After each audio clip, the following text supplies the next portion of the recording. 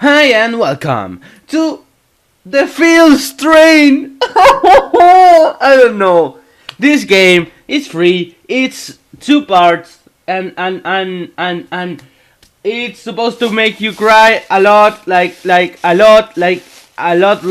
So a lot of visual novels lately, and oh my god, I don't think before I start, I don't think I'm gonna be talking a lot. I think depending on what the game or how the game is presented to me. Like if it's a game that is a story I really like, I probably won't talk a lot. I mean, I will talk maybe, but I want to do something like I did with Voices from the Sea, that I still have to upload episode 3, but by now it's probably up.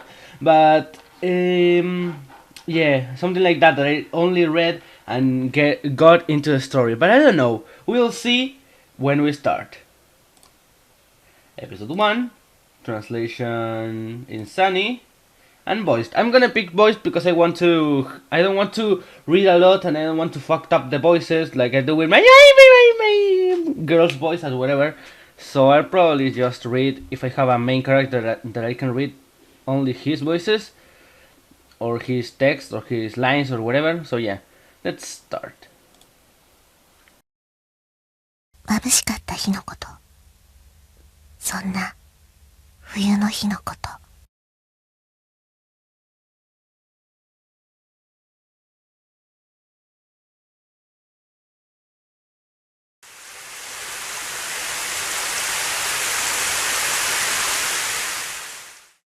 確かに幼い頃から丈夫な方じゃなかった。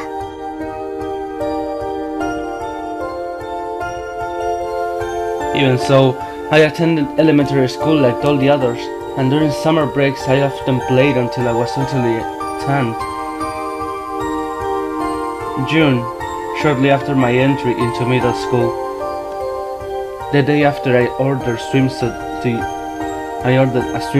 for use the next month. My first hospitalization.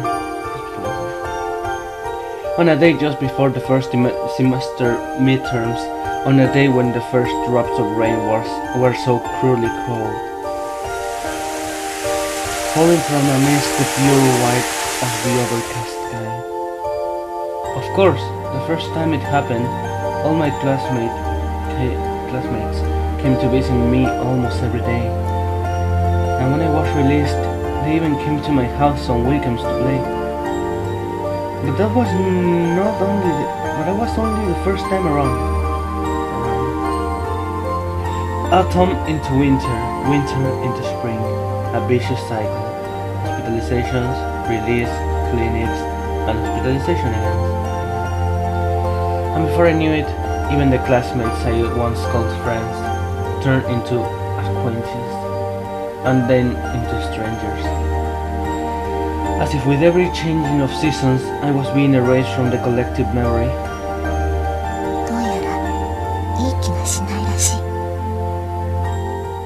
普通に生きている人にとって私の存在ってのは、だから消されたようだった。いくつもの季節を、白い梅雨空を、誰とも言葉を交わす必要もなく過ごした。私の英語の教科書は1年生の中間テスト以降まっさらな状態だった。そこで私の時間も止まったらしい。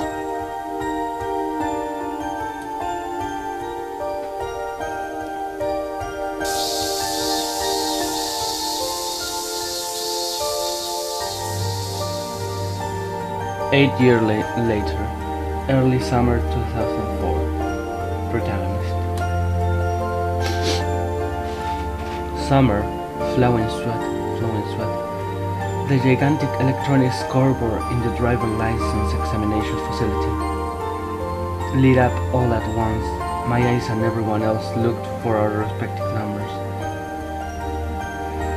2, 237,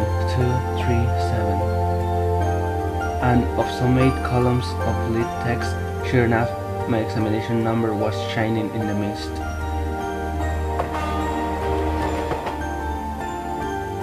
A nearly empty train car, perhaps thanks to the beautiful afternoon.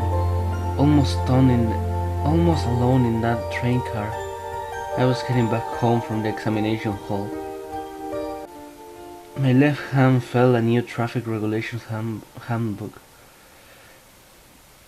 and my breast pocket held my brand new driver's license. So now I got a license as well. I muttered somewhat happily, but there was no strong feelings behind it. I never particularly wanted to drive a car. I never particularly had any motive for it. It was just that my colleagues and the Technical Institute both recommended that I at least get a driver's license. That night, when I told my parents I'd gotten my license, they merely replied with, "I see." And when I asked if I could borrow the car just for a test run, they instantly and curtly say only just one thing: no. While I didn't want to drive the car or anything, the response was all too expected. Those were my parents for you. The next day, I don't know what happened. Sickness and I generally had nothing to do with each other, which is why I found the ER waiting room to be utterly boring. And just when I thought they were through examining me, they ordered an X-ray and some blood test. Then they left, and again I was left waiting for a long time. I've already polished off 3 volumes or something of it. They admitted me to the hospital right then and there. And it seemed that my license, which still lay snugly in my breast pocket, would have to wait for a long time for its turn to come.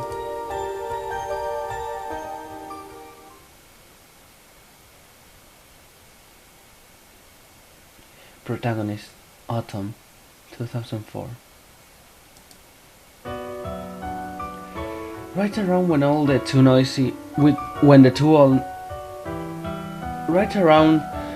the all too noisy cicadas had finally gone silent, I once again found myself in the hospital, as per usual.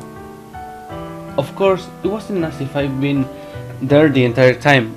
I came and went, a futile cycle.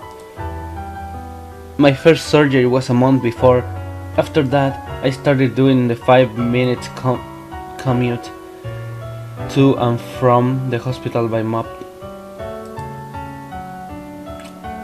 And from then on, I was hospitalized, discharged, ordered to clinic, and hospitalized again and again and again. While I still had no clue what PET, or ERESA stood for, in no time at all, several months had already passed. As my appetite decreased, my medications increased. I could feel my own physical strength atrophying away.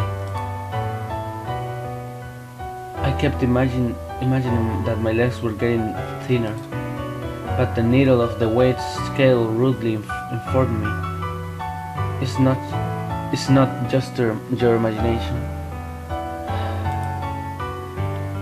And yet I kept looking on at myself with detached interest, as if it were happening to somebody else entirely, as if I were looking at the scene on TV or the like. My mind could not grasp what had so suddenly happened to my body. Nothing within me was telling me that this was real at all.